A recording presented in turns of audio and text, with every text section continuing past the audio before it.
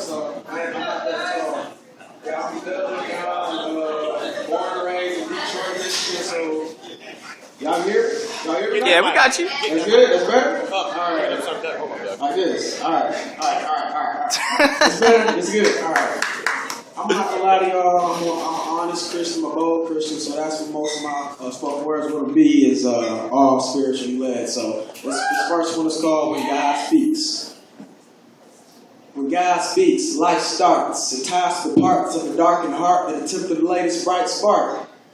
Now light has been pushed into this heart, making joy everlasting even for the poor. The poor in heart, not pouring wealth, for wealth itself cannot buy a compassionate heart. It causes a sword, destroy a mind to want right and desire more. In the will of God, life is brought to the very dirt of the world, making the child in the image of the great Lord. So let it be known that it is in his accord for you born to take part of spoken life set forth. Above and beyond with God we shall go. In his spoken words is more power than you and I could ever know. The power separates the want from the needy from the greedy, to plant a seed where it's willing to grow.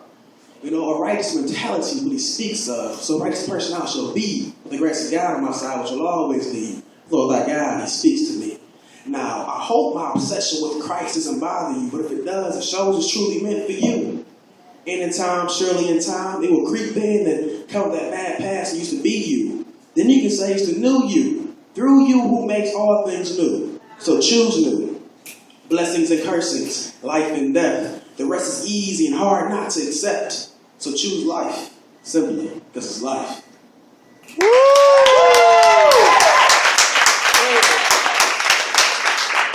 Did y'all hear me on that first one? Yeah, we heard you. This next one is really paints a picture for those who've been in the struggle. Like I grew up in Detroit, I've seen a lot of stuff by the grace of God. I'm where I'm at. So this one really paints a picture for the sufficient grace of God. It's called Cure the Sin. It's poison in the wind, whispering to a man to make willful sin. He grabs a gun. Let's go, I'm in. He's running with rage. His heart beats fast after his first take on stage. After someone or something he would soon forget with old age. See, it corrupts his path, making pain tasteful and allowing it to grow within, crushing his life view as deception sits with a grin and shouting, yes, he sinned. The man crashes his knees for a place to breathe as he suffocated by sin. I killed him and I brought his life to an end. The guilt is rushing in, shaking the water from his sockets as he thinks to himself, how to become one of these men, living an ostracized life in this pen. The sorrow deepens within to the thinking, should I hang myself from my bunkmate's bedroom? But no, he rests. When he rests, love comes in and it washes his sin. The man can finally breathe again. Grace lifts his hand, wiping the tears from his face. He feels to be disgraced, but Jesus says, no, son, you're safe. It's a new time you walk with the light that is shown in your face.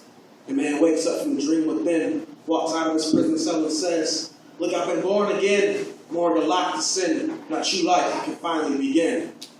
Oh, that fuzzy feeling inside? Yeah, that's the Holy Spirit working within to cure the sin.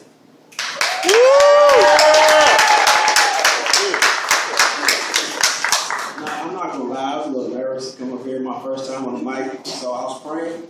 And, God told me to write something, so I didn't have this one memorized, so I literally wrote it, before I came here. So, all right. This one's titled, Boys and Men. Alive and breathing, somewhat talking, crying and teething. The nature of a child who just figured out he's no longer living in time out. He's a boy trying to be a man. His parents no longer hold his life's plan. He must choose and pick, decide for himself the next steps in life and where he should go. With the sinful friends as his mentors and the world of what he depends on, he's confused and he comes to the conclusion he doesn't know. Might as well take some aimless classes to get his parents past, maybe buy some fancy glasses to take a part of someone who actually paid attention in those classes. But where his real assets were was rolling the blunts while emptying the guts next to the ashes and roaches. Next approaching the shrooms and the pills and the horror of imaginary and oh how it kills. After all of this, he finally kneels to the one true king and all that's left is room to heal. All I can say is that I once was a boy, but now I'm a man. And Romans 12:2 finally speaks life in my truth in my life. Do not be conformed by this world, but be transformed by the renewing of your mind, that you may prove what is the good and acceptable and perfect will of God. I am who I am.